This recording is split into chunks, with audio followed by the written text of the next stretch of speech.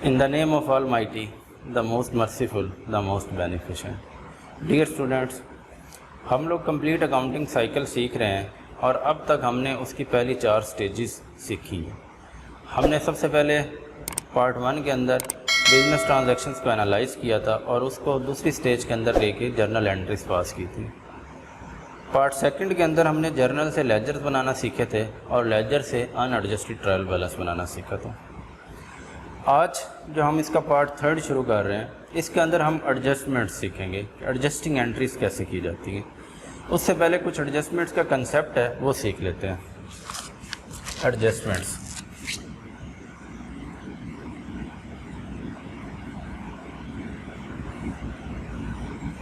Adjustments क्यों की जाती हैं? अकाउंटिंग प्रिंसिपल या अकाउंटिंग कॉन्सेप्ट्स की वीडियो के अंदर हमने ये बात सीखी थी। मुख्तलिफ़ किस्म के रूल्स सीखे थे, जिसमें से एक रूल था मैचिंग प्रिंसिपल। मैचिंग प्रिंसिपल क्या कहता है कि जिस पीरियड के लिए आपने अखराजात किए हैं, आमदनी भी उसी पीरियड से रिलेटेड होनी चाहिए। यानी एक ही पीरियड की आमदनी को उसी पीरियड के अखराजात के साथ मैच करवाया जाता है ताकि कैलकुलेट किया जा सके कि बिज़नेस की फ़ाइनेंशियल पोजीशन क्या है, उसने नफ़ा कमाया या नुकसान हुआ। एक हमने रियलाइजेशन का प्रिंसिपल भी सीखा था। रियलाइजेशन का प्रिंसिपल हमें बताता था कि कोई भी रेवेन्यू रियलाइज़ कब होगा, जब हम उसकी सर्विस के बदले में सर्विसेज प्रोवाइड कर चुके होंगे या हमने उस पीरियड के लिए चीज़ें बेच दी होंगी उनको। ये हमारा रियलाइजेशन प्रिंसिपल था कि हमने रेवेन्यू रियलाइज़ कब करना है। और एक्सपेंसेस रियलाइज़ कब होते हैं? जब उसका जो बेनिफिट है वो एक्सपायर हो चुका होता है, तो वो हमारा एक्सपेंस बन जाता है। जो अनएक्सपायर्ड पोर्शन होता है वो हम एक्सपेंस ट्रीट नहीं करते होते। मेनली हमारे पास 5 किस्म की एडजस्टमेंट्स आएंगी। 2 एडजस्टमेंट्स का ताल्लुक एक्सपेंसेस के साथ होगा, 2 का ताल्लुक रेवेन्यू के साथ होगा और 1 का ताल्लुक डेप्रिसिएशन के साथ होता है। अब वो किस तरह से होता है हमारे पास? अगर हम एक्सपेंसेस की बात करें,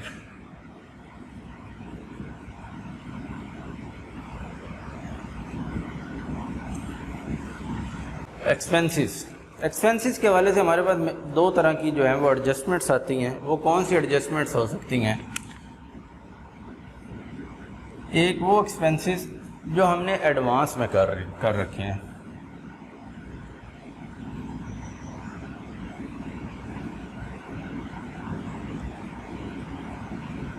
एक्सपेंसेस पेड इन एडवांस। और कुछ ऐसे एक्सपेंसेस होते हैं जो हो चुके हैं मगर हमने अभी तक उनको पैसे नहीं दिए होते। एक्सपेंसेस इनकर्ड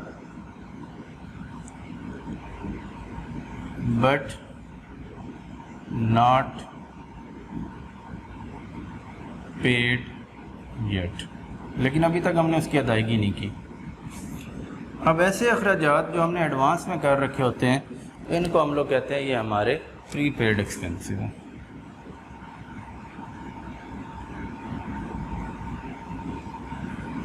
और ऐसे अखराजात जो अभी तक हमने पे करने हैं, ये हमारे आउटस्टैंडिंग एक्सपेंसेस कहलाते हैं।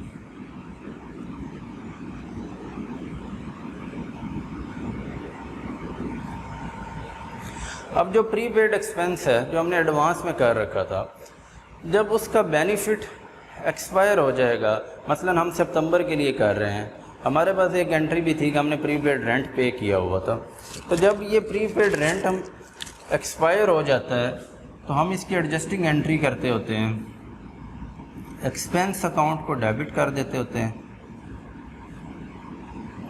और प्रीपेड एक्सपेंस को क्रेडिट कर देते होते हैं।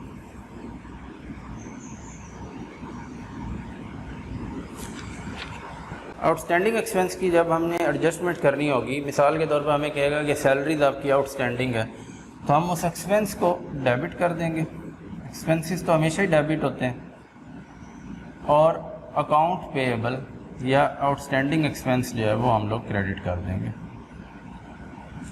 ये हमारे एक्सपेंसेस के हवाले से 2 एडजस्टमेंट्स बनेंगी। अब रेवेन्यू को देखते हैं या इनकम जो है हमारी, इसके हवाले से भी 2 ही हमारे पास 2 किस्म की एडजस्टमेंट्स बना करेंगी। एक ऐसे ऐसा रेवेन्यू होगा जो हमने एडवांस में वसूल कर रखा होगा।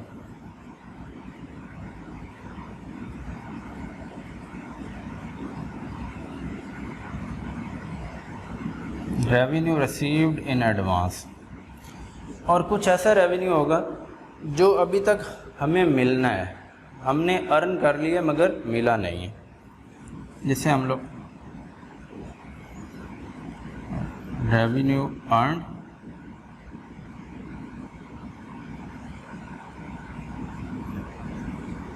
But not received yet.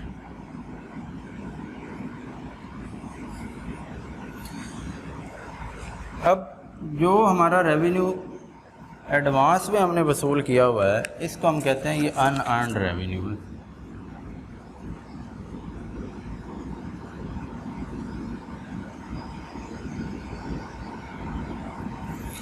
और जो रेवेन्यू अभी तक रिसीव होने वाला है, इसे अक्रूड रेवेन्यू या रेवेन्यू रिसीवेबल कहते हैं।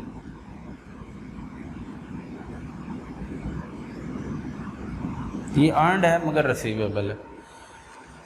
जो अनअर्न्ड होगा, अब हमें एडजस्टमेंट ये हो सकती है कि हमने अनअर्न्ड यानी एडवांस में कुछ पैसे पकड़े हुए थे, वो अनअर्न्ड था, अब पीरियड गुजर गया है, हमने उस पीरियड का रेवेन्यू अर्न कर लिया। तो जब ये अर्न हो जाता है तो उसकी एंट्री हम बना लेते होते हैं, अनअर्न्ड को हम लोग डेबिट कर देते होते हैं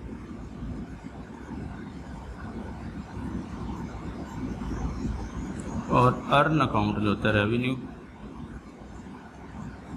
अर्नड अकाउंट, ये हम क्रेडिट कर देते होते हैं। और जो अभी तक हमारा रिसीवेबल हमें बता दिया जाता है, तो हम अकाउंट रिसीवेबल को डेबिट कर लेते होते हैं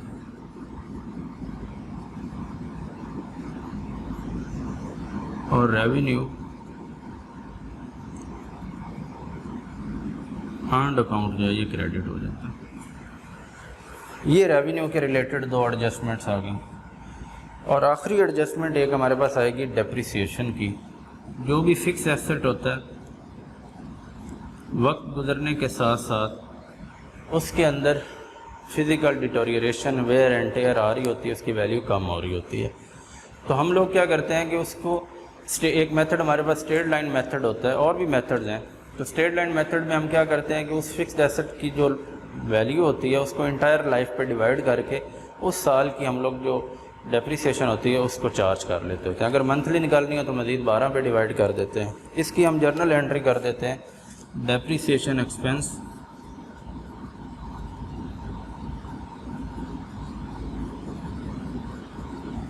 ये डेबिट हो जाता है और अकमुलेटेड डेप्रिसिएशन का अकाउंट हम क्रेडिट कर देते हैं। ये हमारे पास कुल मिला के 5 एडजस्टमेंट्स हैं जो यहाँ पे यूज़ होंगी। अब हम लोग अपने क्वेश्चन के अंदर होने वाली जो एडजस्टिंग एंट्रीज हैं वो यहाँ पे सॉल्व करते हैं। ये हम एक जर्नल बना लेते हैं।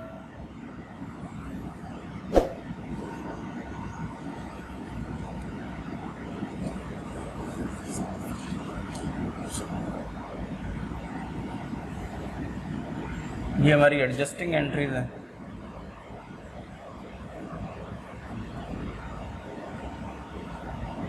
अब डेट तो है नहीं हमारे पास, यहाँ पर सीरियल नंबर हम यूज़ कर लेंगे। अगर हम डेट यूज़ करें तो वो 30 सितंबर ही डेट आएगी। यहाँ पे हम सीरियल नंबर यूज़ कर लेते हैं। यहाँ पे पर्टिकुलर्स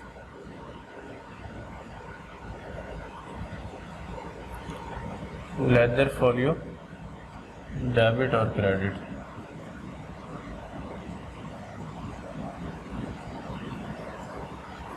पहली adjusting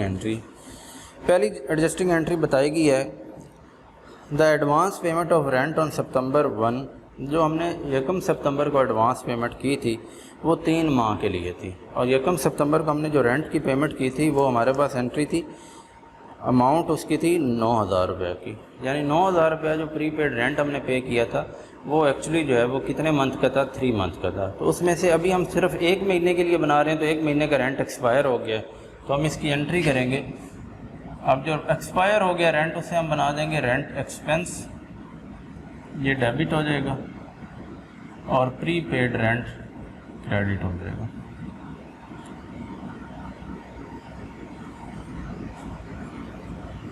being rent expired for 1 month.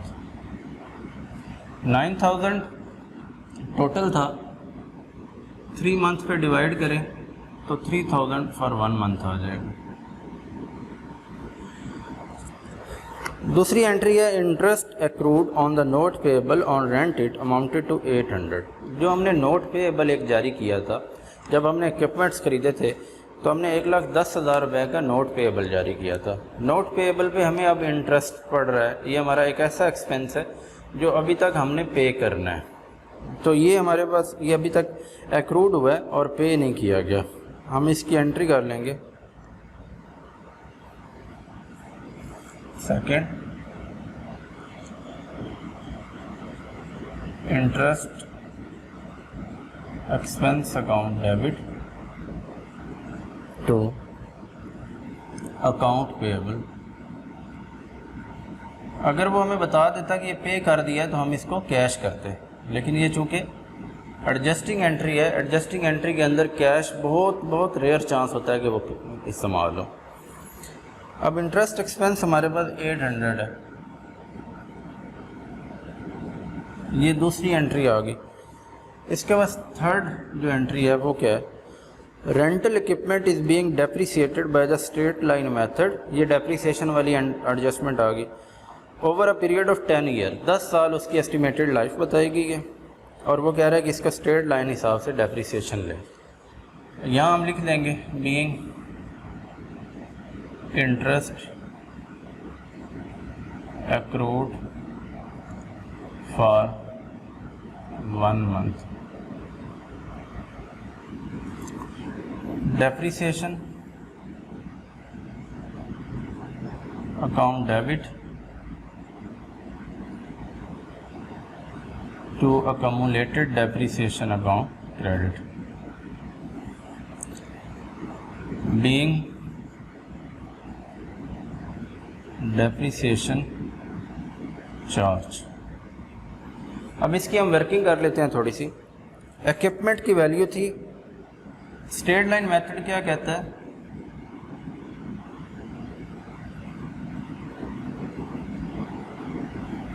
Straight line method ये कहता है कि एनुअल डेप्रिसिएशन जो आप निकालते हैं वो इक्वल होती है एसेट की वैल्यू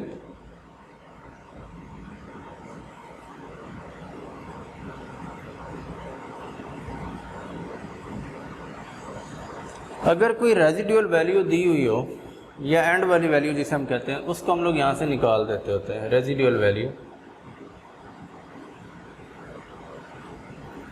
डिवाइडेड बाय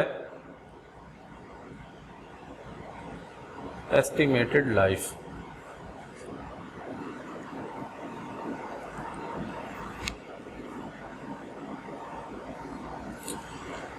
अब वैल्यू हमारे पास जो है वो हमारी जो एनुअल डेप्रिसिएशन आएगी, वैल्यू हमारे पास है 1,80,000। हमें क्वेश्चन के अंदर कोई रेजिडुअल वैल्यू नहीं बताएगी, हम इसको ज़ीरो ही कंसीडर करेंगे। एस्टिमेटेड लाइफ बताएगी कि वो 10 है, तो 1,80,000 को 10 पे डिवाइड करें तो ये 18,000 आती है। ये हमारी एनुअल डेप्रिसिएशन है। जबकि हम लोग जो बना रहे हैं अकाउंट वो सिर्फ 1 महीने के लिए बना रहे हैं। तो अब हमने 1 मंथ के लिए निकालना है तो इसको डिवाइडेड बाय 12 कर देंगे। ये अब हम मंथली डेप्रिसिएशन निकाल रहे हैं इसकी। ये हमने 12 पे डिवाइड किया तो ये आ गई 1500। तो ये हमारी डेप्रिसिएशन आ गई 1500। 3 एडजस्टिंग एंट्रीज हम कर चुके हैं। चौथी एडजस्टिंग एंट्री है ऑफिस सप्लाईज हमने ख़रीदी थी और उसमें से 2000 की हमने ख़रीदी थी। अगर हम लोग इसको देखें, हमारे पास ऑफिस सप्लाईज 4 तारीख को 2000 रुपये की हमने परचेज़ की थी। अब वो कह रहा है कि ऑन हैंड 1100 पड़ी हुई हैं, यानी 2000 के लिए ली और सितंबर 30 को 1100 की पड़ी हैं, तो कितनी इस्तेमाल हो गई हैं? 900 हमने यूज़ कर दी। तो यहाँ पर हमारे पास जो एक्सपायर्ड पोर्शन हो गया वो हमारा एक्सपेंस बन जाएगा, वो बन जाएगा सप्लाईज एक्सपेंस।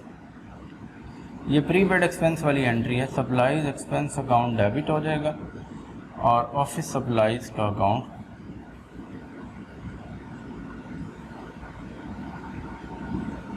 क्रेडिट हो जाएगा। Being supplies used. 2000 की टोटल थी, 1100 बाकी पड़ी हैं, तो 900 की यूज़ होगी।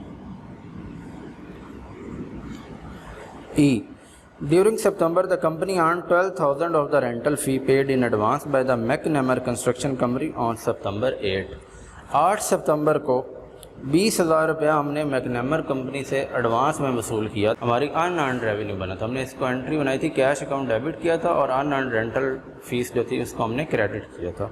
अब उसमें से 20,000 में से 12,000 हमने अर्न कर लिया। तो ये वो हमारा रेवेन्यू जो हमने एडवांस में अर्न किया हुआ था, तब हमारा अनअर्न्ड था। अब ये अर्न हो चुका है, तो अनअर्न्ड को हम लोग डेबिट कर देते हैं। Unearned rental fee account debit हो जाएगा to rental fee earned account, ये क्रेडिट हो जाएगा। बीइंग रेंटल फ़ी अर्नड 12,000 रुपये।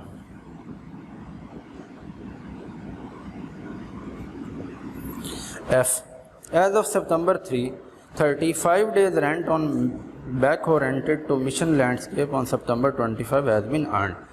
जब हमने जर्नल एंट्रीज की थी, तब हमने एक जर्नल एंट्री की थी 25 तारीख को कि हमने मिशन लैंडस्केपिंग को बैकहो जो है वो रेंट पे दिया था, और उनके साथ हमारा तय हुआ था कि पर डे हम लोग उनसे $100 चार्ज करेंगे। उनकी तरफ टोटल जो है वो 5 दिन का रेंट बनता है, तो वो कितना बन गया, 500 बन गया। तो अब ये हमारी एक इनकम है जो अभी हमने उनसे रिसीव करनी है, ये रिसीवेबल है हमारा, तो इसलिए अकाउंट रिसीवेबल डेबिट हो जाएगा।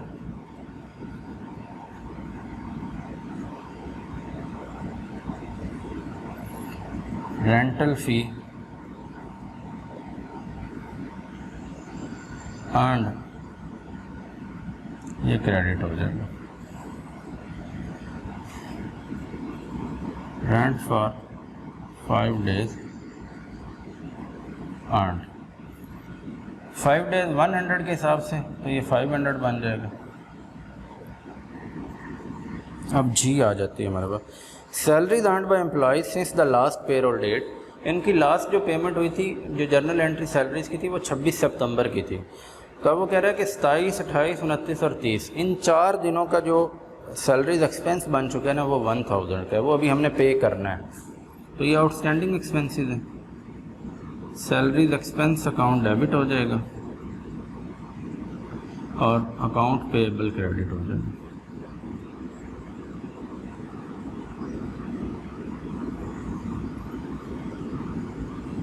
बीइंग सैलरीज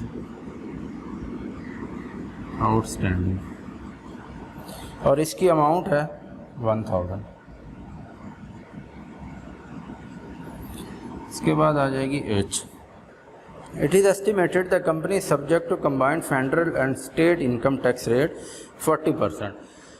अब ये उनको टैक्स चार्ज हुआ है 40% के हिसाब से। ये तो इनकम टैक्स होता है, इनकम टैक्स हम तब तक चार्ज नहीं कर सकते, कैलकुलेट नहीं कर सकते जब तक हमारे पास नेट इनकम नहीं आएगी।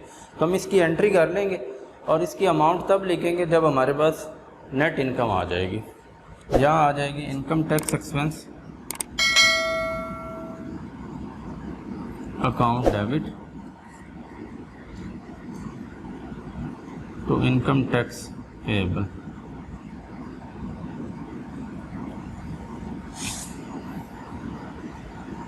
being 40% income tax charge. Amount इसकी अभी हम नहीं लिख रहे क्योंकि हमारे पास नेट इनकम नहीं है, तो वो हम कैलकुलेट करके फिर लिखेंगे। अब ये हमारे पास एडजस्टमेंट्स आ चुकी हैं और इधर जो मैंने एक स्केच बना रखा है, ये हमने ट्रायल बैलेंस को ही एक्सटेंड करके इसमें 4 कॉलम ऐड किए हैं, तो ये बन गई है मेरे पास वर्कशीट। वर्कशीट क्या होती है? ये अकाउंटेंट्स अपनी कैलकुलेशंस को एक ही सफ़े पे करने के लिए, आसानी के लिए जो है वो वर्कशीट तैयार करते होते हैं। अगर ये ना बनाएं तो हमें क्या करने पड़ेंगे, इन सब के फिर लेजर बनाने पड़ेंगे और उन लेजर्स के बाद हमें दोबारा से जो है वो अपना काम करना पड़ेगा। लेकिन अगर हम ये बना लें वर्कशीट, तो यहाँ से एडजस्टमेंट्स जो यहाँ पर यूज़ हुए हैं वो इधर एडजस्टमेंट्स के कॉलम में आ जाएंगे, और फिर उनका जो नेट इफ़ेक्ट है प्लस माइनस करने के बाद वो हम लोग एडजस्टेड ट्रायल बैलेंस हमारा साथ ही कैलकुलेट हो जाएगा। तो अब हम लोग यहाँ से एडजस्टेड ट्रायल बैलेंस बनाना सीखते हैं कि वो कैसे बनेगा। इसको हम साफ़ कर देते हैं, टोटल वाले हिस्से को। ये बहुत ही ईजी काम है वर्कशीट वाला। अब एडजस्टमेंट्स कैसे बनेगी? जो हमारे पास यहाँ अकाउंट यूज़ हो रहे होंगे हम देखेंगे कि वो इधर हैं। अगर इधर हैं तो हम उनके सामने यहाँ लिखेंगे, जो इधर नहीं होगा वो हम नीचे लिख देंगे। जैसे सबसे पहले रेंट एक्सपेंस है, मैं यहाँ देखूँगा कि रेंट एक्सपेंस कहीं यूज़ हुआ है, रेंट एक्सपेंस कहीं भी नहीं यूज़ हुआ, तो मैं यहाँ पे रेंट एक्सपेंस एक नया अकाउंट बना लूँगा, रेंट एक्सपेंस। यहाँ कुछ नहीं लिखूँगा, इधर भी कुछ नहीं लिखूँगा, और ये डेबिट साइड पे 3000, यहाँ 3000 डेबिट साइड पे आ जाएगा। इसके प्रीपेड रेंट, प्रीपेड रेंट तो मेरे पास है, ये देखें, ये प्रीपेड रेंट। अब भी नीचे अलग से बनाने की ज़रूरत नहीं है, हम इसी के सामने जाएंगे। ये 3000 से क्रेडिट हो रहा है, यहाँ पर डेबिट वाला हिस्सा छोड़ देंगे, क्रेडिट वाले साइड पे 3000 लिख लेंगे, और यहाँ पर हम थोड़ा सा हवाला भी अपने पास देंगे कि ये ए एडजस्टमेंट है, यहाँ लिख लें या उधर लिख लें, एक ही बात है। ये पहली एडजस्टमेंट हमने यहाँ दर्ज कर दी। दूसरी एडजस्टमेंट में इंटरेस्ट एक्सपेंस, यहाँ कहीं भी इंटरेस्ट एक्सपेंस का अकाउंट नहीं यूज़ हो रहा, तो हम यहाँ नीचे अलग से बना लेंगे इंटरेस्ट एक्सपेंस, इधर नहीं इस्तेमाल करेंगे। इंटरेस्ट एक्सपेंस डेबिट हो रहा है 800 से, या मैं बी एडजस्टमेंट का हवाला दे लूँगा, यहाँ नहीं आएगा। और इधर अकाउंट पेएबल है, अकाउंट पेएबल तो यूज़ हुआ था, ये अकाउंट पेएबल पड़ा, तो इसके सामने ये क्रेडिट साइड पे 800 आ जाएगा, बी। समझ आ रही है आपको? अब सी वाली देखें, डेप्रीसिएशन कहीं भी नहीं है, तो डेप्रीसिएशन यहाँ पर आ जाएगा। ये यहाँ कुछ भी नहीं, किसी भी एडजस्टमेंट का जो अनएडजस्टेड ट्रायल बैलेंस है कोई इफेक्ट नहीं आएगा। डेप्रीसिएशन डेबिट हो रहा है 1500 से, और यहाँ सी का वाला दे लेंगे, इधर नहीं आएगा। एक्यूमुलेटेड डेप्रीसिएशन भी नहीं यूज़ हुआ, तो हम इसका भी नीचे बना लेंगे यहाँ पे।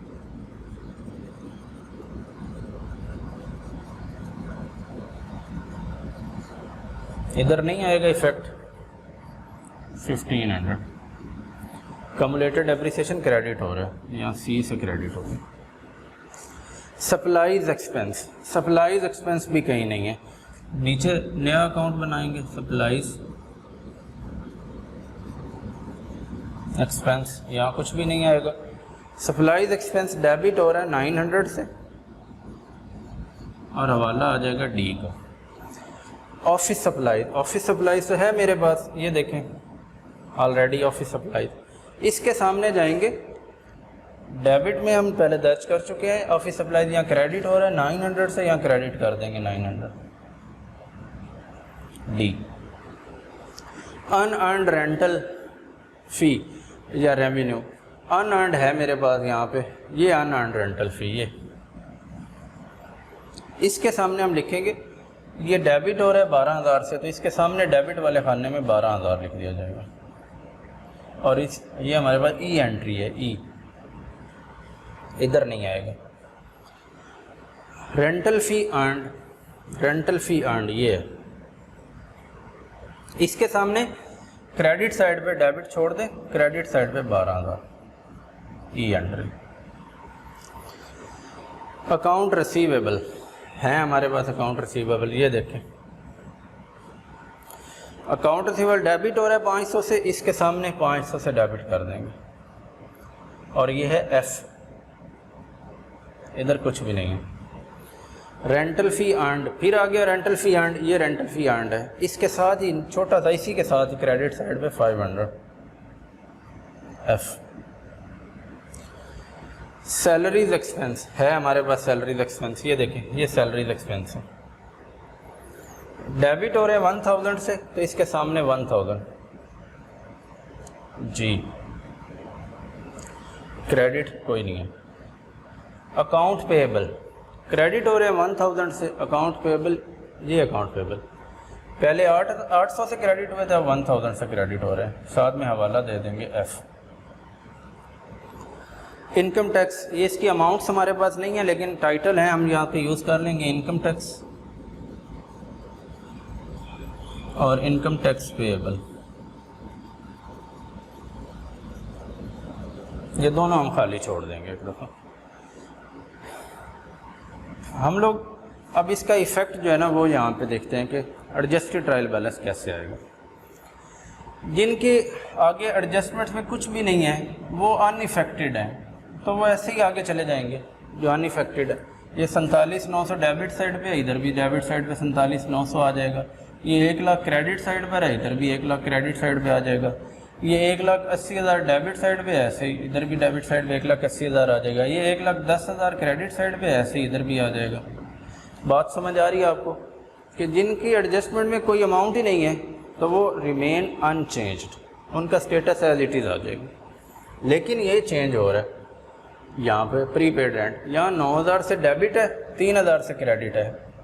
9,000 डेबिट है, 3,000 क्रेडिट है। जमा करेंगे या माइनस करेंगे? एक डेबिट अमाउंट हो और एक क्रेडिट अमाउंट हो तो उनको हम लोग सब्ट्रैक्ट करेंगे। सेम होंगे तो ऐड करेंगे, अपोजिट होंगे तो सब्ट्रैक्ट करेंगे। तो 9,000 में से 3,000 चले जाएं तो बाकी 6,000 बचेंगे। बड़ी साइड डेबिट वाली है तो डेबिट में 6,000 आ जाएगा। बात की समझ आई आपको? अगर ये दोनों डेबिट हो रहे थे हम ऐड कर देते, दोनों क्रेडिट हो रहे थे तो ऐड कर देते। एक डेबिट और एक क्रेडिट है तो सब्ट्रैक्ट करेंगे। और कौन से कॉलम में लिखेंगे? जो साइड बड़ी होगी। सादा सी बात है। ये 2,000 डेबिट हो रहा है, 900 क्रेडिट हो रहा है, अगेन सब्ट्रैक्ट करेंगे। डेबिट साइड बड़ी है, 2,000 में से 900 गया तो 1,100 आ गया। 2,600 क्रेडिट हो रहा है और 1,800 भी क्रेडिट हो रहा है, तो दोनों क्रेडिट हो रहे हैं। यहाँ हम लोग इनको ऐड करेंगे, तो इसको ऐड करें 2,600 में 1,800, 1,000 ऐड किया तो 3,600 बना, 3,600 में 800 ऐड किया तो 4,400 बन गया, 4,400। सॉरी क्रेडिट है, क्रेडिट साइड पे लिखेंगे। रेंटल अनअर्न्ड रेंटल फी 20,000 क्रेडिट है, 12,000 डेबिट है, सब्ट्रैक्ट करेंगे। बड़ी साइड क्रेडिट वाली है तो क्रेडिट साइड पे हमारे पास ये आ जाएगा 8,000।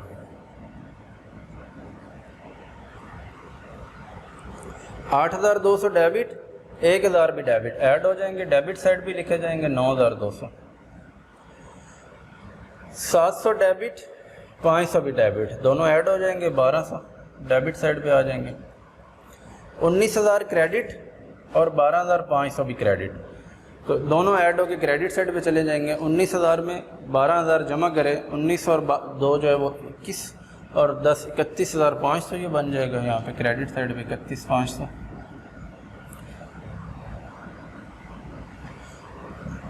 कोई इफेक्ट नहीं है, as it is debit side पे 500 चला जाएगा। 4,000 कोई इफेक्ट नहीं है, डेबिट साइड पे 4,000 एज इट इज़ चला जाएगा। 4,000 कोई इफेक्ट नहीं है, as it is credit side पे 4,000 चला जाएगा। 2,700 कोई इफेक्ट नहीं है एडजस्टमेंट में, एज इट इज़ 2,700 इधर आ जाएगा डेबिट साइड पे। 600 इधर कोई इफेक्ट नहीं है, एज इट इज़ इधर आ जाएगा। बात ख़त्म होगी, यहाँ पे आ गए अब। तो ये इधर पहले था ही कुछ नहीं, उसमें 3,000, ये एज इट इज़ 3,000, ये 800, ये 1,500, ये 1,500 क्रेडिट है, ये 900 डेबिट है। इन दोनों का अभी तक हमें पता नहीं है, इन दोनों की जगह हम छोड़ देंगे। वो जितना भी इनकम टैक्स आएगा उतना ही पेएबल होना है, तो उसका इफेक्ट जो है वो बाद में हम लोग ऐड कर लेंगे। तो इसको अगर हम टोटल करें अभी भी तो ये हमारा टोटल सेम आएगा। तो एडजस्टेड ट्रायल बैलेंस भी हमारी मैथमेटिकल एक्यूरेसी को बताता है, लेकिन अभी हम टोटल नहीं करेंगे। जब हम लोग इनकम टैक्स की अमाउंट ऐड कर लेंगे उस वक्त हम इसका टोटल करेंगे। तो ये अब यहाँ पर हमारे 2-3 कंसेप्ट जो है वो कवर होते हैं। वर्कशीट का भी कंसेप्ट क्लियर होता है कि वर्कशीट कैसे तैयार की जाती है, एडजस्टिंग एंट्रीज कैसे की जाती हैं और उनको एडजस्टमेंट में पुट करके अनएडजस्टेड से एडजस्टेड ट्रायल बैलेंस कैसे कैलकुलेट होता है, ये भी हमने इसमें सीखा। तो इस आज के लेक्चर के अंदर हमने जो है वो अपने सीखा कि कैसे अनएडजस्टेड ट्रायल बैलेंस हम एडजस्टमेंट्स करते हैं और फिर उससे हम लोग वर्कशीट कैसे बनाते हैं और वर्कशीट की मदद से हम लोग एडजस्टेड ट्रायल बैलेंस कैसे कैलकुलेट करते हैं।